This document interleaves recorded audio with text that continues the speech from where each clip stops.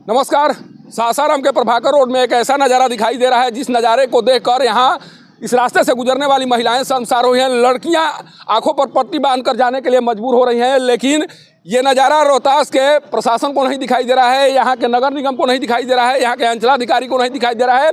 और ये नज़ारा मैं आपको सामने दिखा रहा हूँ। देखिए, एक बुजुर्ग है, विक्षिप्त अवस्था में है, जिस तरह से 3 दिनों से यहाँ पर तांडव कर रहे हैं, जिस तरह से कपड़े उतार कर सरेआम महिलाओं को लज्जित कर रहे हैं। इसके बाद में भी प्रशासन के द्वारा इस पर कोई संज्ञान नहीं लिया जा रहा है। सोचिए कि मैं डीएम मुद्दा सिंह को 12 बजे कॉल किया था, उनके व्हाट्सएप पर मेरे द्वारा जानकारी दी गई थी कि इस तरह की स्थिति बनी हुई है सासाराम के प्रभाकर रोड में।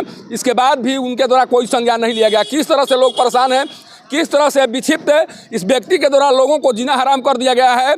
इसके बाद में अगर प्रशासन को सूचना दी जाए, प्रशासन को बताया जाए कि इस तरह से प्रभाकर रोड में स्थिति बनी हुई है, उसके बाद में भी संज्ञान नहीं लिया जाना, ये क्या बता रहा है। हमारे साथ कुछ लोग हैं जिनसे बात कर जानने की कोशिश करेंगे कि किस तरह का तांडव इस व्यक्ति के द्वारा किया जा रहा है और इससे क्या परेशानी आ रही है। सर, अभी एक बुजुर्ग दिखाई दे रहे हैं यहाँ पर, क्या स्थिति है?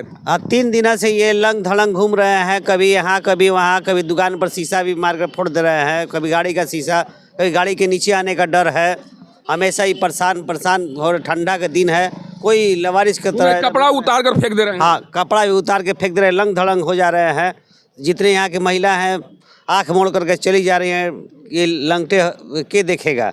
और प्रशासन कोई कुछ नहीं सोच रहा। घर में भी सुनेगी, रात में रात में घर छत पर चढ़ भी जा रहा है, दिन में सामान उठा करके फेंक दे रहा है। यही सब इसका तांडव मचा हुआ है, लेकिन हम लोग क्या कर सकते हैं। अच्छा, आप भी इसी मोहल्ले के हैं? जी। किस तरह से किया जा रहा है? बुजुर्ग आदमी 2 दिन से लवारिश टाइप से यहाँ से घूम रहे हैं, नंगे होकर के मोहल्ले में तांडव मचा रहे हैं। किसी प्रशासन का सुध बुध नहीं है कि लेना है कि क्या करना है। हम लोग कॉल भी लगाए 112 पे, लेकिन आए लोग किसी का ही नहीं लिए। कॉल किए थे आप लोग? हाँ, हम किए थे। तो इनको कम से कम मान लीजिए कि ठीक है, कुछ भी बुजुर्ग है, विक्षिप्त है, कम से कम प्रशासन को चाहिए ना कि सरकारी हॉस्पिटल ले आके भर दे के चाहे वृद्धाश्रम में करें। करा दें, वो भी नहीं हो रहा है। नहीं, कभी नहीं, कोई नहीं कर रहा है। लेकिन विक्षिप्त आदमी है, इसको मारना भी हम लोग का एगो नहीं बनता है कि मार के। अब लंगटे होकर के बहन बेटी जा रही है तो क्या करेगी? वो भी शर्मिंदा हो रहा है। बहुत शर्मिंदा है, पूरा मोहल्ला शर्मिंदा है। यहाँ से सारा घर में जाके उठा के चाह के पंखा फेंकना, तो किसी घर में बेटी बहन के लंगे घुस जाना।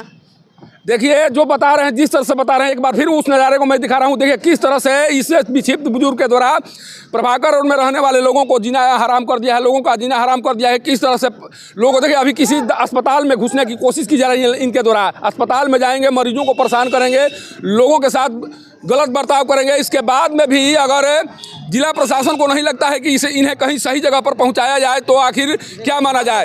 डीएम मुद्दा सिंह, नीतीश कुमार जो बिहार के मुख्यमंत्री हैं, उनके कार्यक्रम में इतना व्यस्त हैं कि इस तरह की जानकारी देने के बाद भी उनके द्वारा कोई संज्ञान नहीं लिया जा रहा है। आखिर आपको सासाराम शहर में समस्याएं दिखाई क्यों नहीं पड़ रही? एक बार और आपके द्वारा इसी तरह से कार्य किया गया था, जब बुजुर्ग आपके गाड़ी के बगल में पड़ा हुआ था, करा रहा था, उस दौरान भी आपने संवेदनहीनता दिखाने की कोशिश की थी और आज भी इसी तरह का संवेदनहीनता दिखाने की कोशिश आपके द्वारा की जा रही है। सोचिए कि व्हाट्सएप मैसेज आपके द्वारा पढ़ा जा रहा होगा, आपके ही व्हाट्सएप पर भेजा जा रहा है, आपको फ़ोन करके बताया जा रहा है, इसके बाद में भी आपके स्तर से कोई संज्ञान नहीं लिया जा रहा है, तो इसे क्या माना जाए। आपके कुछ और अन्य अधिकारियों को भी बताया गया, 112 टीम भी आई, लेकिन उन्हें नहीं लगता है कि इस व्यक्ति को कहीं सही जगह पर पहुंचाया जा सके। सोचिए कि तमाम अनाथालय बने हुए हैं, तमाम अस्पताल बने हुए हैं, इसके बाद में भी ये बुजुर्ग जिस तरह से सड़कों पर पड़ा हुआ है, जिस तरह से उसके द्वारा तांडव। देखिए, ये घर में घुस गया है। देखिए, ये घर में घुसकर किसी के छत पर चला गया। ये जो विक्षिप्त है, देखिए सोचिए किस तरह से ये बुजुर्ग विक्षिप्त बुजुर्ग के छत पर चढ़कर किसी के घर में जाकर तांडव मचाने की कोशिश कर रहा है। देखिए किस तरह से लोगों को परेशान कर रहा है और सारे लोग परेशान हो रहे हैं। इसके बाद में भी यहाँ के जो पुलिसकर्मी हैं, यहाँ के प्रशासन के लोग हैं, उनके द्वारा किस तरह से एकदम इसको सामान्य घटना के तौर पर लिया जा रहा है। देखिए किस तरह से यह व्यक्ति आकर यहाँ पर अपना तांडव मचाने की कोशिश कर रहा है। आखिर अगर विक्षिप्त है तो इसका इलाज क्यों नहीं होना चाहिए? अगर इसका कोई सहारा नहीं है तो इससे सहारा क्यों नहीं दिया जाना चाहिए? ये डीएम मुद्दा सिंह को बताना चाहिए। सोचिए कि मैं बार बार इस बात को दोहराने की कोशिश कर रहा हूँ कि इस तरह के मामलों में आपके द्वारा संवेदनहीनता क्यों बरती जा रही है। जब आपको ये बातें बताई जा रही हैं, इस तरह की जानकारी दी जा रही है। आपके एक अन्य अधिकारी को भी इसके बारे में बताया गया था कि एक बुजुर्ग द्वारा, विक्षिप्त बुजुर्ग के द्वारा जिस तरह से प्रभाकर रोड में तांडव मचाया जा रहा है, बाकायदा आपके व्हाट्सएप पर 12 बजे मेरे द्वारा मैसेज दिया गया, कॉल किया गया, इसके बाद में भी आपने संज्ञान नहीं लिया। तो क्या आप नीतीश कुमार के सपनों को साकार करने के लिए केवल रोहतास में आई हैं? क्या इस तरह के कार्यों की जिम्मेवारी आपके ऊपर नहीं है? ये आपको बताना चाहिए। क्या मुख्यमंत्री इस तरह के कार्यों को पसंद करेंगे? क्या मुख्यमंत्री ये देखना पसंद करेंगे कि किसी विक्षिप्त को सड़कों पर तड़पाया जा रहा है जबकि अस्पताल के तमाम बेड खाली पड़े हुए हैं, तमाम अनाथालय खाली पड़े हुए हैं, वहाँ पर इस व्यक्ति को शिफ्ट नहीं कराया जा सकता है?